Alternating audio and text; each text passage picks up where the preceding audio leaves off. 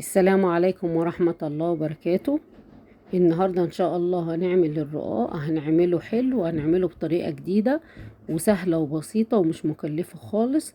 ان شاء الله هتجربوه، انا متأكدة ان هو هيعجبكم. وما تنسوش لو بتشوفوني لأول مرة تدوسوا لايك وشير وتفعلوا الجرس عشان يوصل لكم كل جديد. وشكرا لمتابعتكم وكل سنة وانتم طيبين.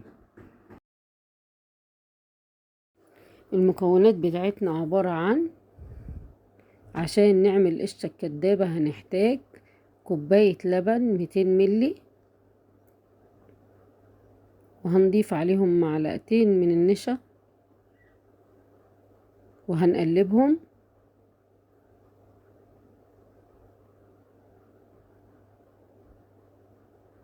هنضيف معلقة ونص من السكر،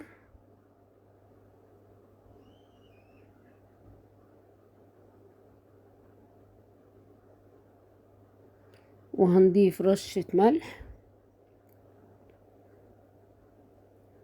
وهنضيف فانيليا،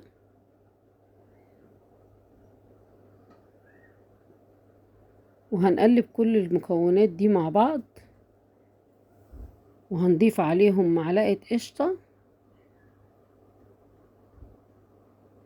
هنرفعهم على نار هادية لحد ما القوام ما يتقل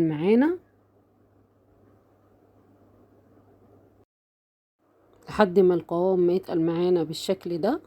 خلاص كده هنطفي عليه، كده بقت القشطة الكدابة بقت جاهزة معانا. هنا الرقاق اللي هنعمل بيه الصينية بتاعتنا. معلقتين سمنة على نار هادية، هنسيبهم يقدحوا وهنفردهم في الصينية. بعد ما فردناهم بالشكل ده، هنجيب معانا واحدة رقاق وهننزلها في اللبن الدافي. لازم اللبن يكون دافي، ما يكونش سخن عشان الرقاق ما يعجنش معانا.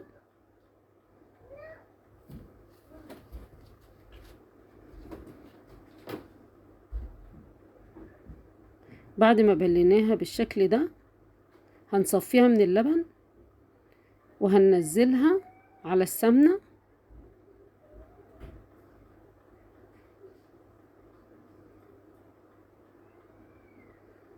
وهنسيب النار شغالة. هنقلب الصينية كده عشان السمنة توصل تحت الرقاقة كلها، عشان الرقاقة ما تلزقش في الصينية. وهنضيف رشة سكر،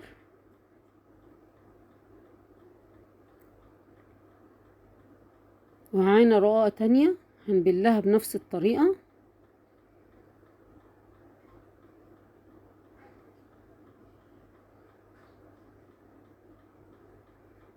وهنحطها عليها بنفس الطريقة، بس هنجيبها على اليمين شوية بحيث ان الرقاق يبقى فارد في الصينية كلها.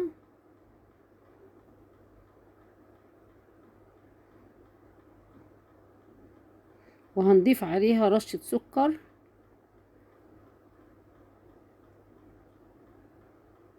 هكمل انا باقي الكمية.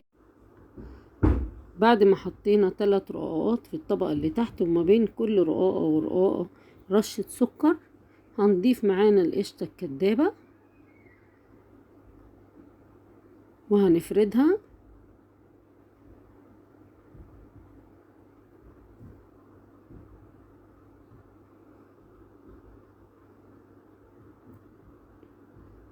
بعد ما فردناها بالشكل ده، هنضيف عليها اختياري جوز هند،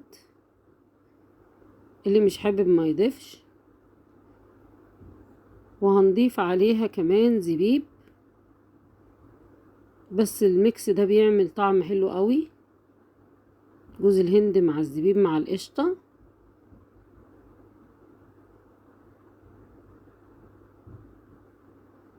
هنكمل باقي الكمية زي ما عملنا. هنضيف 3 رقاقات تاني في الطبقة اللي فوق، وما بين كل رقاقة ورقاقة رشة سكر. انا هكمل باقي الكمية كلها. بعد ما كملنا باقي الكمية كلها هنحطها على النار وهنقلبها من وقت للتاني على نار هادية بالطريقة دي. بعد ما حمرناها هنبص عليها بالمعلقة لحد ما نتأكد ان هي اتحمرت بالشكل ده. بعد ما اتحمرت هنغطيها بغطاء اكبر من الصينية وهنقلبها على الناحية التانية، وبعدين هنحط معلقة سمنة وهننزلها تاني في الصينية نحمرها من تحت بنفس الطريقة اللي حمرنا بيها. ده كده شكلها النهائي بعد ما حمرناها وحطينا عليها نوتيلا اختياري، اللي مش حابب ما يحطش. ان شاء الله هتجربوها وهتعجبكم، وما تنسوش اللايك والشير وتفعلوا الجرس عشان يوصل لكم كل جديد. شكرا لمتابعتكم وكل سنة وانتم طيبين.